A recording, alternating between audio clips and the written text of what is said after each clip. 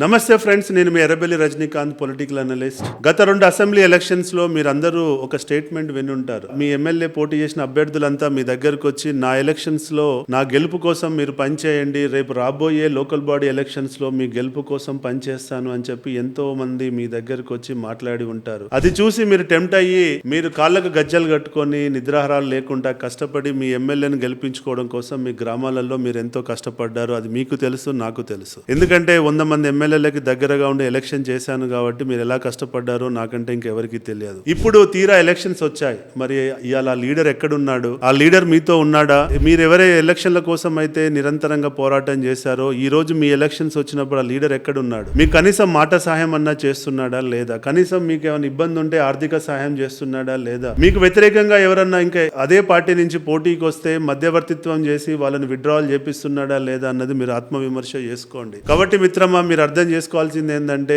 అవసరము ఉన్నంత వరకు ఒక లెక్క, అవసరం తీరిన తర్వాత ఒక లెక్క. వాళ్ళ అవసరం ఉన్నప్పుడు మీరు అవసరము, ఇప్పుడు వాళ్ళకి మీరు అవసరం లేదు. కాబట్టి మీ ఎలక్షన్ లో మీరే ఒంటరి పోరాటం చేయాలి, మీరే గెలవాలి. మీకోసం ఎవరు రారు, ఎవరు మీకు సపోర్ట్ చేయరు. ఎవరి నుంచి ఆర్థికంగా ఆశించకండి, ఎవరి నుంచి మాట సాయం కూడా ఆశించకండి. మీరే కష్టపడండి, మీరే పోరాటం చేయండి, గెలిచి వాళ్ళకి చెంపపై కొట్టే విధంగా సమాధానం చెప్పండి. ఇది అందరూ లీడర్లు, అందరూ ఎమ్మెల్యేలు ఇలా చేస్తున్నారని నేను చెప్పట్లేదు. కొంతమంది ఎమ్మెల్యేలు చాలా కష్టపడి వాళ్ళ గ్రామస్థాయి నాయకత్వాన్ని కాపాడుకోవడం కోసం కూడా పనిచేస్తున్న నాయకత్వం ఉంది ఈ రాష్ట్రంలో. కానీ కొంతమంది మాత్రం అసలుకే పట్టి పట్టనట్టుగా దూరం ఉంటూ ఎలక్షన్స్ కి దూరంగా ఉంటున్న వాళ్ళు కూడా చూస్తున్నాం. కాబట్టి ఇప్పటికైనా ఎమ్మెల్యేలు ఈ వీడియో చూసిన తర్వాత అయినా మీ నాయకత్వాన్ని కాపాడుకోవడం కోసం అయినా మీరు పనిచేస్తారని చెప్పి ఆశిస్తున్నా. జై హింద్.